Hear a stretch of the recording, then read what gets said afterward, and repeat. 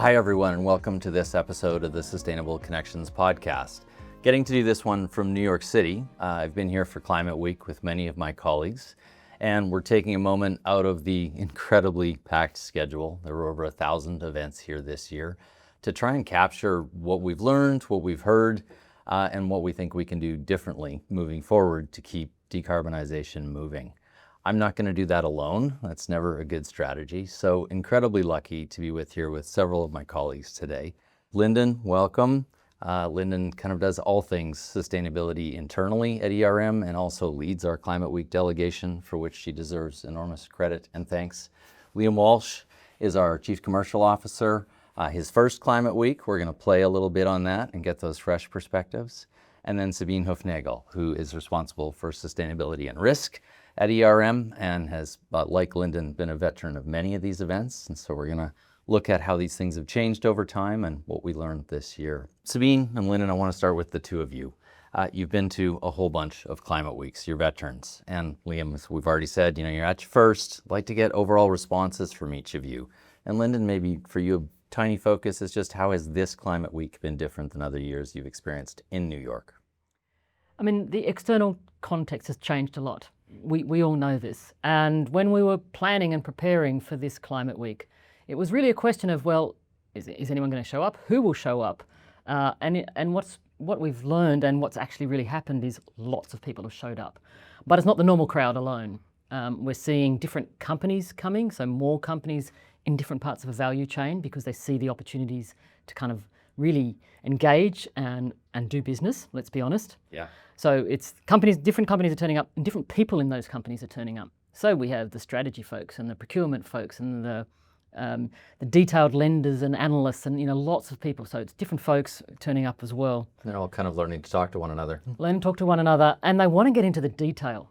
And I think that's the other thing. I think we've kind of gone past headlines and kind of the big stages with the big announcements. People are in rooms really getting into the detail. Yeah, fair enough. And Sabine, maybe a point of comparison, you were at London Climate Action Week earlier this year. It grew enormously. We almost wondered what impact that was going to have on New York. It certainly didn't stop the scale here.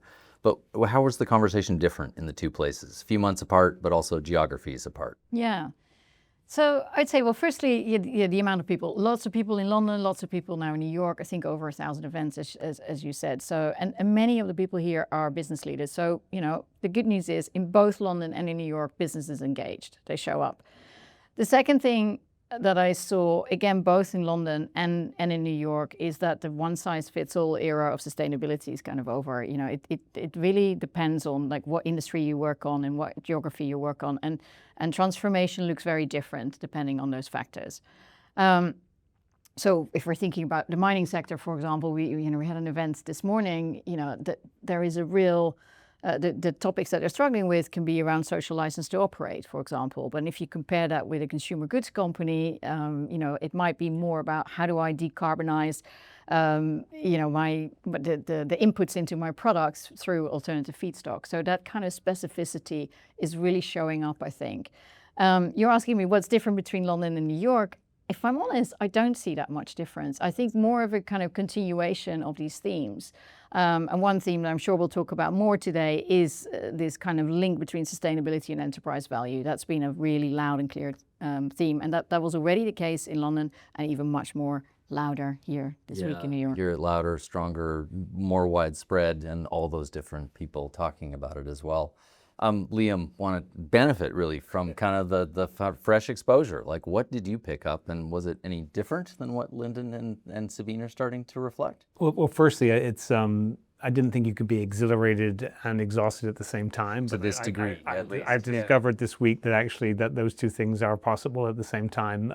So it's been a great week. I've been really, I think the volume of people, the profile of the different people, and just candidly the level of engagement around the topics in the different sessions has been really, really outstanding. And so the fact that people are bringing so much energy and interest, it's a pragmatic conversation, it's an action-oriented conversation, it's a recognition that things maybe need to change and they want to explore and learn from each other. So I found the week just phenomenal, but definitely the themes that Sabine has talked about are there. and definitely kind of more of a call to action as we leave the week. In what are we going to do differently? And I think I've heard it in multiple different ways across multiple different sessions. But let's just go do stuff. Yeah, is really the thing I've picked up on. Yeah, and adding to your ease, exhausted, exhilarated, but energized genuinely as well. That I've been pleasantly surprised at how much kind of momentum it has felt like there still exists, and there's a determination to deliver going on too. We held a whole bunch of events as ERM over the course of the week. We hosted about 12 of our own. We were partnered up with others on some of them, and we can't cover them all, but I would love to hear what some of you heard in some of those rooms. So Liam, will maybe stick with you. And you were at the mining event that Sabine mentioned a moment ago. We called it Sustainability That Pays. So what happened there? Well, I think it was a really great conversation around this enterprise value theme that Sabine had referenced. How do we quantify the value of our sustainability initiatives in a way that actually drives engagement? And I think we had the benefit of people representing companies, but also people from the financial community as well. I think key themes for me were the idea that we have a green premium doesn't really exist anymore. So this really is around, if it ever did. Yeah, exactly. It's about tangible value, measurable value, provable value. I think though there's also an appreciation now that there's multiple levers of value, and the fact that there are different ways that you can actually equate value to your specific circumstances. Again, I think Sabine's point around it's industry specific, it's geography specific as to which of those levers will be most impactful. But I think generally just an awareness that there is value to be had. We shouldn't shy away from the fact that we should look for the outs to quantify impact in a different way. There is a way to do that in an enterprise value perspective, and everyone seems very, very willing to kind of rally around that and drive investment around sustainability initiatives as long as it can translate very, very clearly to the bottom line. Yeah, and I got to be there too, and then the comments about the lack of green premium were striking, and yet I thought people rushed then to say, it's not that sustainability doesn't have value, it's not that value, we're finding the value in other ways. So Linden, different, we hosted today an event on carbon credits, and I think it's fair to say carbon credits have had a spotty few years. It's really been up and down, but there's some more momentum in the space, and maybe it's about quality, maybe it's about availability. What's driving the new shift and positive, I think, shift in that conversation? Yeah, a number of governments in the world, the UK, Kenya, Panama, Singapore and others have come together to form a coalition to drive the voluntary carbon markets. And our partner, the World Business Council for Sustainable Development's been asked to kind of convene the business voice into that and asked ERM to help. So actually we've had a workshop today and kind of moved from listening mode for many people. We got out the flip charts and the sticky notes and the markers and said to people, how do we drive incentives in these markets? What is it that governments need to do? What are the kind of elements that markets need to do? What is the message coming from business that will unlock the voluntary carbon markets? And people were there. The charts were full. There's lots of ideas and lots of drive. And I think that's one of the roles we play in a week like this is we brought together finance, we brought together project developers, policymakers, and others to say, okay, let's figure out how we can solve that. So I think that was kind of, again, practical and really bringing that business perspective and getting very specific. And people trust the carbon credits market again? Trust is probably a strong word. Okay. But I think are very, very clear about what integrity looks like. And certainly that's a focus that both on our climate markets team and our advisory side, very specific. What does integrity look like? And how do you deliver for climate, for nature, and for people? And if it's not doing that, then it's not probably a credit you want. Yeah, we almost need to, the carbon credit description is too limited, right? It's got to have all the parts. It's got to be nature and biodiversity. It's got to be the communities that are alongside, and it has to deliver on climate. So for sure. Sabine, Linden mentioned WBCSD, longtime partner. They were having a celebration this week. They're 30 years old, which in this field is pretty extraordinary. They hosted their council meeting on Monday of this week. Maybe you can explain, put that in context. What does that mean and what happened at that, I think, one of the major events here this week? Yeah, so the World Business Council for Sustainable Development is an organization that brings together 240, 50 leading organizations in the world, businesses. And they were celebrating their 30th anniversary. ERM was a founding member, so it was also, a special day for us. I mean, you were there, Mark. We spent, I think, 13 and a half hours. It's a long day. Exhausted, exhilarated, began there, yeah. So, obviously there was a bit of look back, but there was a lot of kind of look forward, and, so many topics, so many sessions, were discussed. Like Tom, our CEO, did a great session on the plenary stage, but maybe three things that sort of stuck with me. The first one, which actually came out in the very first session that we attended that day, which was, we need to focus on the demand side and kind of follow your customers. So don't just think about as a business, like how do regulations affect me, but really like how do regulations affect my customers and how is that going to create demand? So I thought that was one. Second, I would say focus on physical risk, and particularly physical risk all the way through your supply chain. I mean, there's so few businesses that have really properly done that analysis. And the last thing I would say was there was a really brilliant session on the just transition, which is really the people element that you just mentioned, Linden. And I think that is actually still, for many businesses, kind of misunderstood, particularly at the C-suite level.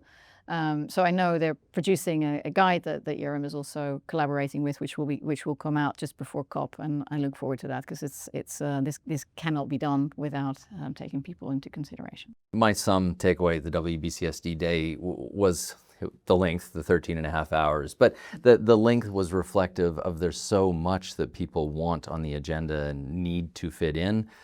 We amassed this incredible amount of information there today, and that's what's happening Climate Week wide, right? So beyond the RM events and the ones we got to actually attend, there's 1,000.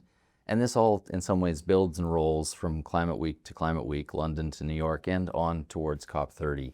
And Linden, you've been part of the prior two, and you're headed to COP30 in Brazil in a couple of months. And I just wonder which of these things you think are going to play forward in a big way in a couple of months in Belém. It's actually not a couple of months, it's a couple of weeks. It's not that many weeks. Yeah. Which kind of scares me at this point. But no, I went to an interesting session with Ana Tony, who's the CEO of the Brazilian COP presidency, and her message to business basically was show up. Show up in force, because the action is happening in the private sector at the moment. And so her plea was for the private sector to show up and to demonstrate the ways in which progress is being made now. So actually there's a bit of a vacuum in the narrative in some areas. People are kind of going quiet a bit, but in that vacuum is noise, and she's encouraging business to come back in with very practical examples. In the 10 years, for example, since COP21 in Paris 10 years ago, renewables is 140% increased on where it was. Things are making progress, and a lot of that is getting lost. And so we need to come with those specific examples. And again, we heard lots during the week. The second is, if you can't show up, engage your government. Mm-hmm. And this week has been a week where countries have published their NDCs. In the jargon, that's the nationally determined contributions, the country plans. This is their commitments as the next kind of phase. Business need to be all over those in the countries in which they operate, and they need to be engaging governments and saying, okay, if you're setting targets, and many of them have now got sector-specific targets and roadmaps within those NDCs. Okay, what's it say for your particular sector and the sectors in your value chain, and how do you kind of really engage governments? And her language is very much about tell governments what the enablers are, what else can happen in the policy framework, the regulatory framework, the taxation framework, etc., to enable action on climate. And what are the barriers? And again, be specific. And yes, it's a bit of self-interest, but actually be specific about, okay, maybe there's subsidies over here that are not, that are kind of contravening this over here. Maybe it's layers of permitting law. Maybe it's, finances aligning. Whatever those things are, get super specific. And so I think that's going to be our message and our plan going into COP is, again, how do we convene the conversations where people get in a room and get specific about driving that momentum. Great, and it is that interplay between actors from different sectors, right? That we hear companies saying we need a clear policy framework, we need to be able to count on that. It's, underpins us as a foundation, but governments need political cover. They need business to say that's a good plan, we're in line with that plan, and we're going to put transition plans of our own in place to kind of get that done. Liam, coming back to you. You and I both earlier in the week got to attend an event that was based on recent research that we published with GlobeScan and Volans. Yeah. Research was called Sustainability at a Crossroads. I'll try and briefly summarize it for the sake of setting up a question for you, so make it fair. The research talked to 1,000 people worldwide, said we need radical change to the sustainability agenda. We need to do that at a time when there's tremendous backlash against the agenda, or at least putting pressure on the agenda. and when trust in the institutions that we look to lead all of this, governments, business, UN, etc., is pretty low, actually literally as low as it has been for more than a decade of tracking. So all this begs that we make some kind of a transformation. And pre-ERM, big part of your career has been transformation. So I'm wondering what you observed about, not the detail of the research, but what do sustainability leaders need to do to enact the kind of change that the survey seemed to suggest we need? Well, it was interesting because, as you lay out your intro and this kind of massive case for change, going into the event, I was expecting a little bit more of a pessimistic tone. But in reality, the group was really engaged, and I walked away with way more positivity and optimism than perhaps the research would expect you to indicate. But I think there was a realization that the world has changed, and the fact that what's the tactics that we've been deploying or have been deployed over the last number of years are not necessarily the tactics that will be successful in the going forward. Again, I think Sabine mentioned earlier a regionalization, an industry-specific component around that. So there's a level of complexity now around the transformation agenda that everyone's got to get their heads around and really rethink their approach. That said, there was also a realization that some of those tactics weren't particularly effective either, and a realization that maybe a bit more honesty and transparency around what has worked and what hasn't worked, and using that to inform the way forward. So for me, it very much felt like a kind of a realignment around a transformation mission with a couple of key principles that people really need to focus on. Firstly, is this. We have to kind of set a destination that's anchored in value, and value that's measurable and trackable and translatable to the business broadly, not just the sustainability experts. I think there's a recognition that there needs to be a much broader engagement across the enterprise around the sustainability agenda, and therefore that we need to use different language in how we describe what we're trying to do. So it's not a specialty area anymore. It's a general area, and we have to engage differently with the business around that and educate as well as engage them around the agenda. And I think there's also just a recognition that we need to show progress. And we need to drive momentum through progress. And typically in a transformation program, you always want to have quick wins, celebrate those wins. That drives enthusiasm and drives output.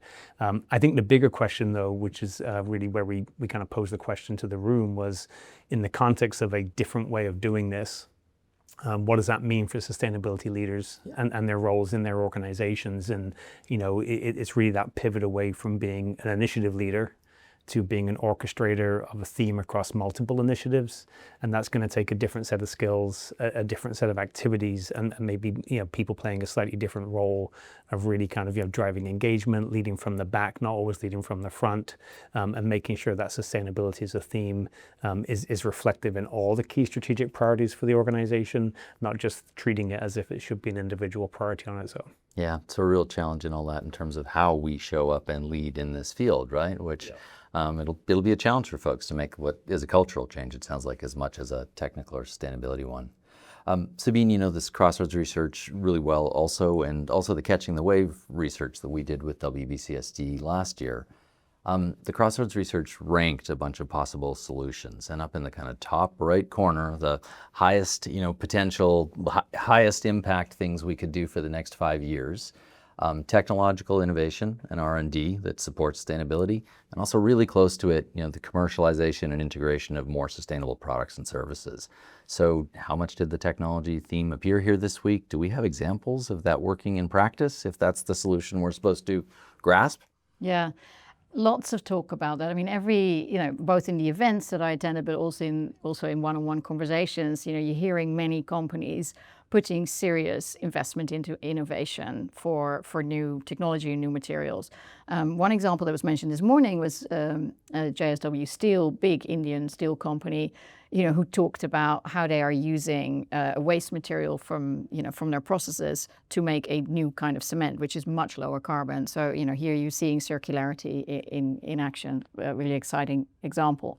A bit of a different example, which is like Mars. What they have done is, they're trying to get their supply chain to decarbonize through buying renewable energy supply, but it's very difficult if all these different suppliers of them need to do that on their own. So what they've done is kind of bulk energy buying, and with that, I think they've tripled, the kind of the speed that they have been doing. So a brilliant example of kind of scale and speed. Yeah, and I like, even though we're not there yet in terms of this being really widespread, you could immediately at least come up with examples from several different industries. So it's spreading out, right? This is happening. Sabine, I'm going to stick with you, and kind of quantification, financial value, business case. Liam, these were some of your opening thematics as well. But we have seen a narrowing, and I don't mean that in a negative way. It's a focusing of businesses in terms of assessing their sustainability strategy on what financial value is this delivering. Can we have some examples of how that played this week? Yeah, I mean, I think it is sort of like a natural next phase of where sustainability is going. And, like, as I like to say, it's sort of time for the movement to perhaps also kind of grow up more and stand on its own two kind of commercial and financial feet. I think the benefits of that is that, like, it allows a greater alignment within the company with all these different departments that need to be part of this transformation. It allows innovation to happen, and it also depoliticizes the topics. Just a couple of examples maybe. I mean, Microsoft has used water evaporation to cool their data centers, which is a huge issue. I think that has allowed them to use 90% less water and also 30% more energy efficient. So, you can clearly... It's two wins, right? Yeah, exactly. Win on water, win on money. Yeah. Last example that I mentioned is maybe work that we've done for a hotel chain, and really looking at how they can kind of create value through their sustainability targets, like across waste, energy, water, etc. That's led to them being able to reduce their emissions with 12%, their water use with 15%, and also their enterprise value actually creating $100 million extra in enterprise value. Perfect. And you're talking about the financial quantification, which kind of must mean the finance people are here. And Linden, you talked about the diversity that now populates Climate Week. Liam, one of the things I think we saw is that the presence of finance and of investors is really prominent. And they're not sitting on the sidelines, they're pretty deeply engaged in the conversation. So, how are capital markets adjusting the way they put value on sustainability? Are they supporting it? Are they standing back and kind of waiting for the deals to come to them? What's it look like? Well, I think there was a high degree of engagement. They were given the opportunity to attend this week, and they came en masse. And I think, I picked up thematically that a really kind of a challenge to the sustainability leaders is around, look, we want to invest, we see the opportunity, but we need better opportunities. We need you to frame better investments and better initiatives so that we can invest behind it. So from my sense, I took it as a high level of engagement and a challenge to start tuning investment grade initiatives that are available, and the funding's there. And I felt they were really kind of challenging us to come up with some better things to invest in. Yeah, I think that often there is that strong push from them about the quality that they see in the sustainability plans that come forward. Yep. And comparability too. Comparability, actually, Linden, that's going to take me to you, because one of the ways we get to comparability, or we try to, is reporting and disclosure. And through the kind of development of the sustainability agenda, transparency around sustainability performance has been a big thrust. Last few years, quite a bit of regulatory action, so a little wobbly now in terms of it's going maybe multiple directions. But I almost want to set the mandatory regulatory-driven part aside and ask, what are companies doing with their voluntary narratives? Like, how are they telling their story beyond the compliance part? Yeah, I think we've kind of in a pendulum shift, I think, at the moment. So I think there was a lot of a period of time where the sustainability attributes of a company were kind of showcased, and greenwashing is a phrase rainbow washing is a phrase that many of us heard. Perhaps they went too far, right, and didn't have enough of the fact and kind of a bit carried away. Then I think it started to swing back to we won't say anything because we're too scared to say anything in case the regulators are after us or our consumers are after us or what have you. I think we're now kind of swinging back to the middle that says, actually, if you're creating value and you have to engage your investors and your boards and your employees and your communities and others, you need a really clear narrative. Mm-hmm.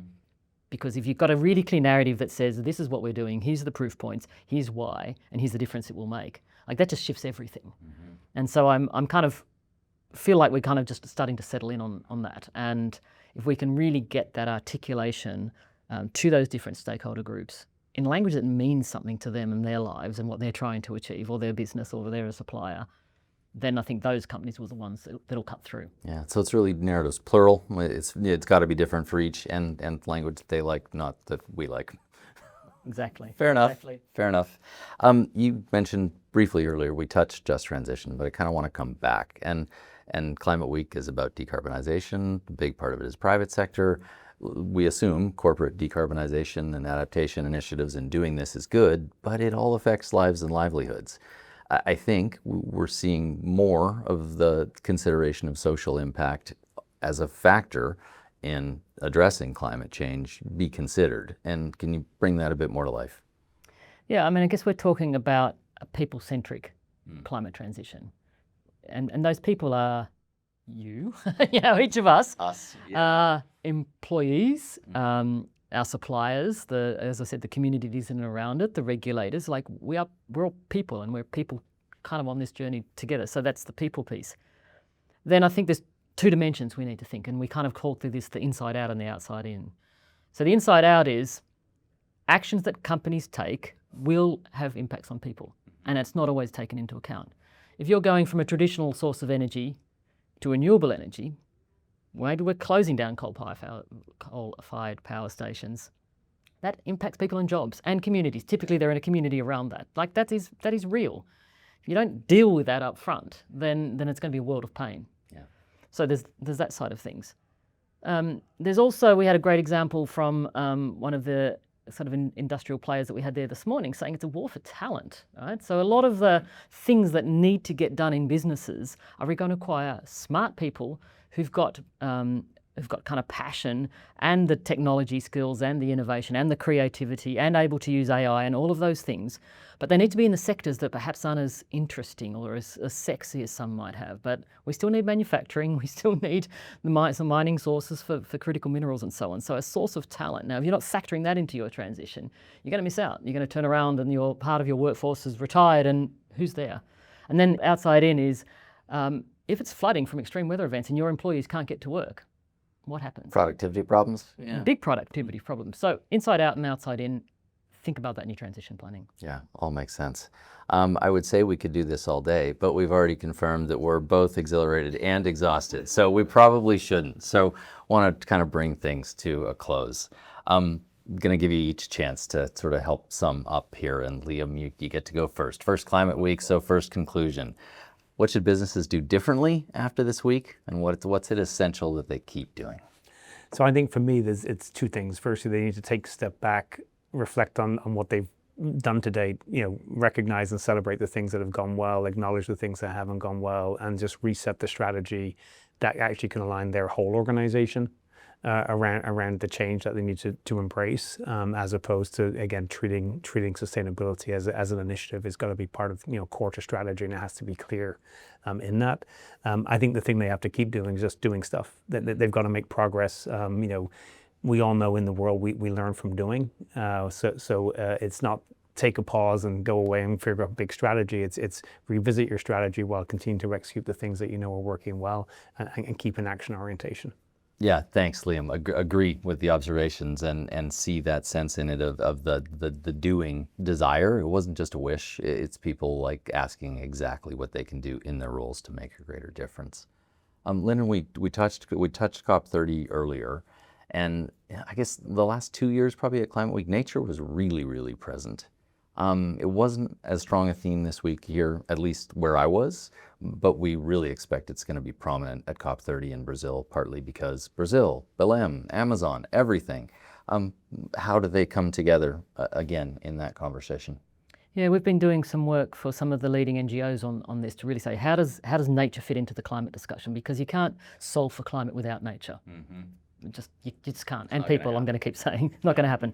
So I think we're going to really see about those conversations together, recognising the investment in nature will actually help both the mitigation kind of side and the adaptation side. So I think we'll see that, and finance coming in that does both. And we've talked about the climate markets being part of that, but other forms of finance. So absolutely, it'll be front and center. Terrific. And Sabine, I just want to end on what left you optimistic. Give me a couple of tidbits from this week that send you out of here energized to keep doing the work, which is hard. Yeah. Let me start with two optimistic stats. First there was a very recent EcoVadis survey, I think it was from July this year, that said that 87% of businesses are either going to maintain or increase their spend on sustainability. And secondly, 2024 was again a record for investment in renewables. We hit 2 trillion. And even the first half of this year was bigger than ever. I think it was 2 times the level of investment in the same period in 2020. So we keep on keeping on. And what I would say, it's not if, it's really how. And I don't think any transition is ever going to be a straight path. It will be windy, there will be obstacles, there will be challenges, but that doesn't mean that the end goal changes. The thing that probably made me most optimistic this week was to hear voices from regions that haven't been so present before. So Asia and the Middle East, I would call out. I was in one session where somebody from a massive Indian conglomerate was saying, 10 years ago, a lot of the companies in their country were sort of sitting back and kind of saying, well, this is not a problem that we've created, let somebody else sort it out. And now, like the last few years, it's like there is a real realization, well, we can develop and we don't have to do it in the same way that it happened in the global north. And we can leapfrog. And similarly in the Middle East, like just the amount of investment that is being deployed, it's just astonishing. So that's what. And we had Latin American here as well. Yes, that's true. Yeah, absolutely. Yeah, it's more of a sense of leadership everywhere, right? I think that's a really positive shift for me. I want to wrap up with thanks. I mean, it's been really fun to be here with all three of you this week. I've been more energized than I'd actually dared hope. I think that this has been a terrific week in New York. So Sabine and Liam and Linden, thanks so much, and for the effort that went into everything we did as well. For all of you who've chosen to listen to us and watch us on this episode of Sustainable Connections, thank you for giving us the time. If you're interested in the podcast more broadly, they're all on ERM.com. We'd love to hear any feedback you have as well. Thanks so much.